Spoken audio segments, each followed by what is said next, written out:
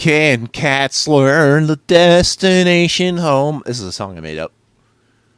Yes, AI generated music. Actually, there was something like that where it wasn't so much the generated music, it was more like randomly generated music, which I thought was interesting because it didn't seem to make sense. But I thought it'd be good for people to use that as ideas for their like if you're making randomly generated Doom levels with like the oblige editor or whatever the hell that is, also put in random midis as well as a randomizer for items and enemies in the same thing. Just make it completely totally random. The levels random, the monsters are random, the music's random. Maybe make the visuals random if possible. That might be a little too unplayable if you do that though. You want to be able to see what you're doing. There is random lighting, though, which is unusual, because it just be pitch black 1 second and bright as hell. However bright hell is in the next moment. I feel bad about this music, but here's something you need to know. I believe this is true of the second level also, and that there's no healing. So good luck! You're in the big leagues now! If you haven't figured out the game by this point, you're not ready for this. Don't hurt yourself. I know I won't. Still not that bad, all things considered, but they had to make it difficult somehow. And making it so I don't have any healing potions is one way to do that. As well as adding these miniature King Ghidorah things. And snakes! Can't forget snakes. I always forget snakes. Yes, I do, and then I always forget those snakes that I put in. This is the theme of Hocus Pocus. What is the actual theme of this set, though? I gave up. I honestly gave up on what I thought the theme of this was. At least that last one was pretty good. It was prehistoric. I did like that. And that one spooky one we had before. That was pretty good, too. But this one's all over the joint. I don't know what the fuck I'm dealing with anymore. It could be anything. I do know at the end, there'll be this giant wizard dude. Not too dissimilar to the wizard who keeps taunting me with random facts and insults. Including how long it took him to grow this beard. Yeah. And yeah, I checked what size 38 looks like on a man. I just went by, like, waist size.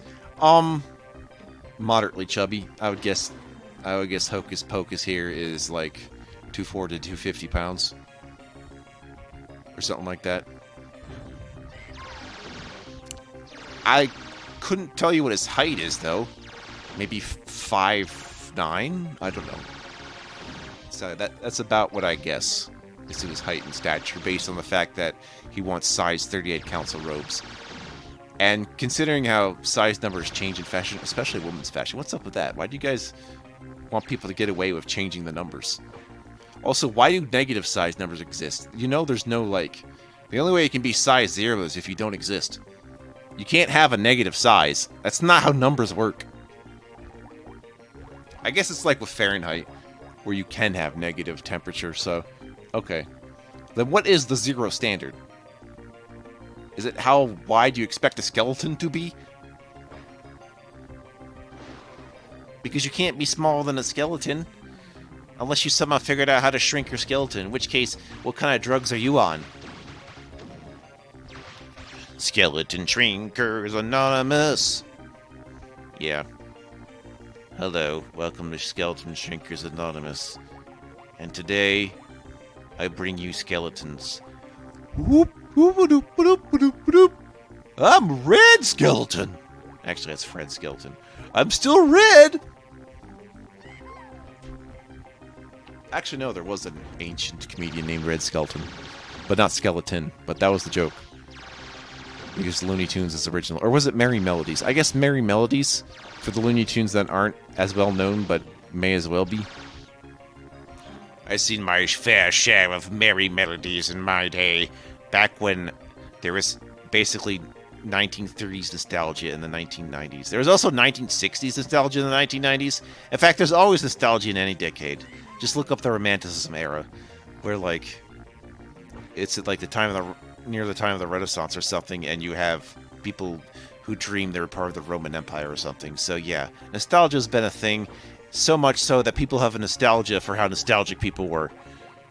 I guess the idea is if you make enough nostalgia chains, you can eventually remember what it was like to be a caveman. Is that the ultimate goal? To remember yourself as part of the primordial soup of man? Is that where nostalgia's going? Man, kids these days, they don't know what it's like to be a single cell. I'm a single cell and I'm proud. All these multicellular kids, they're stupid. Generation after generation. I'm amused by people being like, kids these days with social media. I'm like, you know, people used to do the kids these days line with literal books. They thought that passing on knowledge by just talking to people was superior to keeping knowledge in books. It was so mind-fucking for me to realize that. I'm just like, why would you not write anything down ever after learning about how that works? Come on. It's so weird. It's also weird because I think this is a long time ago.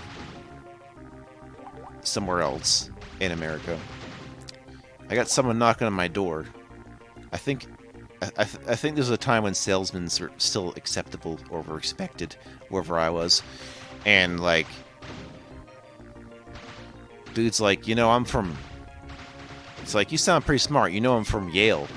Also, what are you doing with a smartphone? No one intelligent has a smartphone. And I'm thinking to myself, how old school is this guy?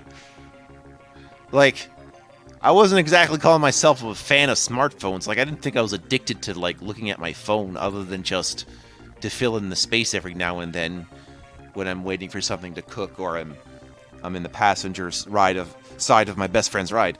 But, like, I think dude was upset that, like, you know, people don't remember their phone numbers. They keep it saved in their phones now. I'm like, memory's I'm thinking to myself, memory's a commodity, dude. What's so wrong with that? Like, what about all the stuff you write down? Like, you think you're gonna remember all that? Like, not only that, but it's not so much that memories are an extension of ourselves when you write them down or keep them saved in file formats. You know, human memory is not as reliable as you think it is. Maybe you don't remember that. Anyway, what I'm saying is, this dude tried to insult me by suggesting he was more intelligent than me. Which makes him not only an asshole, but a stupid one. I'm reminded of this math professor I met who said I was like, I don't know, she was into me. And like, imagine a math professor being into you because she thinks you're better at math than she is. And I'm like, holy shit, I've reached the big time. I surpassed the PhD. Well, in a way I could. The thing is, though, is that it's all about time differentials or priorities. And it's just like, well, I mean, maybe I could have been a math professor. That could have been a thing. I do use a lot of math in my work. Technically. Actually. It certainly helps when math helps when you're playing video games, you know. It's not really as evident in older video games like this one. But in newer ones that have physics engines, you bet your ass I'm using math. Like on a subconscious level. You gotta know the calculus of where the grenade's gonna land in someone's room that they're hiding in. Boom! Shakalaka math. Or if you want to be an effective sniper, math is a requirement of being a sniper man.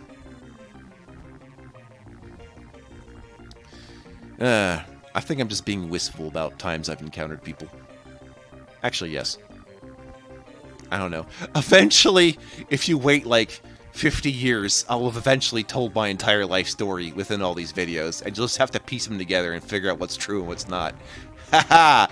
Yeah, you'll be digging for centuries. If you even think to dig, that is. Yeah, I like to leave behind my YouTube videos as part of a will to my future offspring or descendants. Yeah. This is what your ancestor was thinking of while you were going to fucking live on Mars. He was just messing with computers. He was just inside the internet because no one would explore anywhere outside of Earth, so he did the next best thing. Explore imagination. And that is the purpose behind the aim of Play his channel. Is to explore concrete imagination in a healthy and complete way. End of level. End of line. I'll be with you until the end of the line. You sure you don't want to use that joke more times? End of the line. It's going to be a catchphrase. It's going to catch on. I'll be with you till the end of the line, baby. Alright, man. End of the line. Oh, hey, a smart bomb. Take that. Kick, cack. Patty whack. Give my dog some bones. He's hungry. Actually, wait. What's the point of giving a dog a bone anyway? Can you effectively chow down on that bone? Like, it takes forever, and he's just like, give me bone. Now I'm thinking about it too hard. It's like, maybe it's just like the same way that, you know, beavers like wood. Like, it's not really... It's going to take you forever to digest it. Maybe it's just something for their teeth to do. Dogs and these bones. Or, I don't know, maybe they just enjoy the protein content that's naturally in bones. Which begs another question. Is it okay for dogs to have gelatin, considering how gelatin's based off of animal bones anyway, as long as there's no sugar in said gelatin? Or anything else for that matter. It's just literally the purest gelatin formed from bones, like how I would drink coffee straight black. I don't add sugar, I don't add whatever. I just go by the pure flavor. Since the purpose of coffee is just to wake me up, I try to stick to just 1 or 2 in the morning, and never at any other time, because I'm literally trying to wake up faster.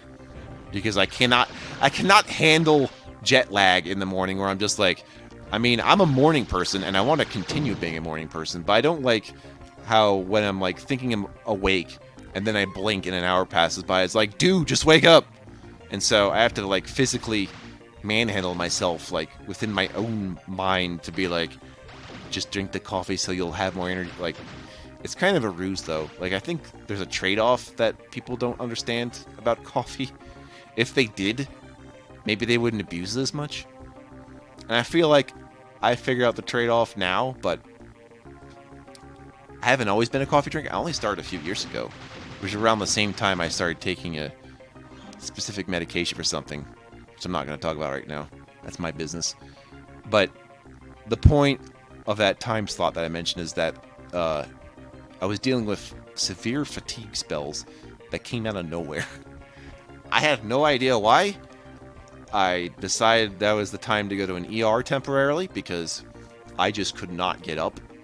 I was just passed out in bed. It wasn't like in a sense of like I needed to sleep. Like, my body was just physically exhausted. My mind was clearly active. I felt trapped, so yeah. I just called someone and be like, yo, what happened?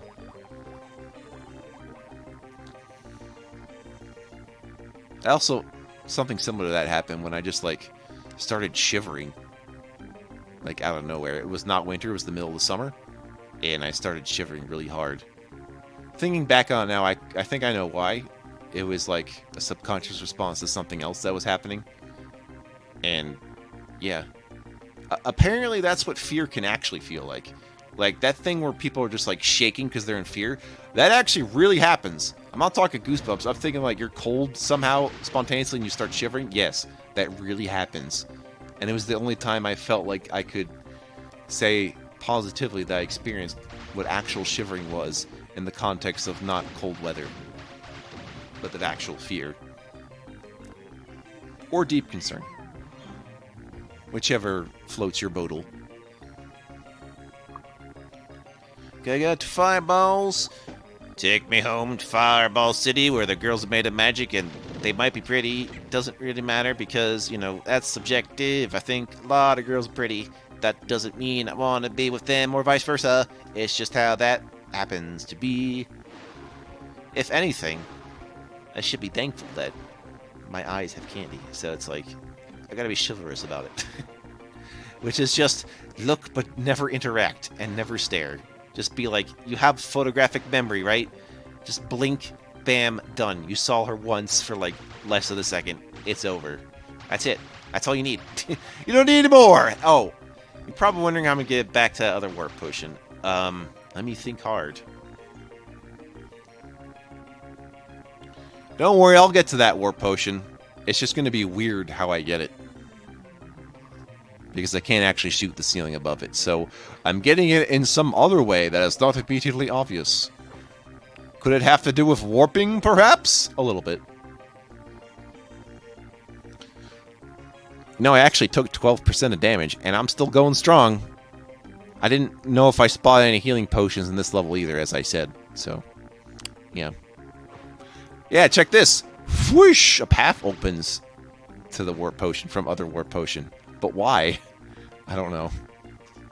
So where's this one go, then? I don't know. I wish this warp was faster. Like, why'd they have to physically draw me going over there when we can't just do, like, a screen change like we do with most of the DOS games I've played that have had teleporters and doors and shit? I just find that odd. You're trying to physically explain how I'm moving teleport-wise from a potion that's transmogrified my body upon touching it. Not drinking it. I touched it with my feet, and I just absorbed it, like the health potion. Never thought I'd be trying to explain the mechanics by this point, but I'm out of ideas, man! No, I'm not. Well then, just pull all your mighty switches, put it together. And wow, I still don't have all the treasures? Maybe the rest of them are next to the last crystal. Still don't know what this face is. Artist interpretation, dramatic presentation. Whatever that thing is. Oh, hey! More monsters. It's the monsters! I don't know if I care too much about Space Jam 2. And there's only one real reason. It's not because Kobe Bryant. I mean, that's a good enough reason for most people. But no. No. You know why? Because I thought it was going to be about the Looney Tunes, and it was just about Warner Brothers as a whole. Which was kind of a letdown for me. That's my only criticism. But that's just how it's addressed. Like, the execution of it is perfectly passable. Like how I'd expect a movie to go nowadays. So it's like, alright. No big loss. Just not what I thought was going to happen. And next time on Game Wolf Plays Hocus Pocus, am I going back to Egypt? Yes, actually, yes. See you there when we visit, like, the Egyptian mosque or whatnot. Since we already saw a pyramid, what else could we have? And that's one of those things.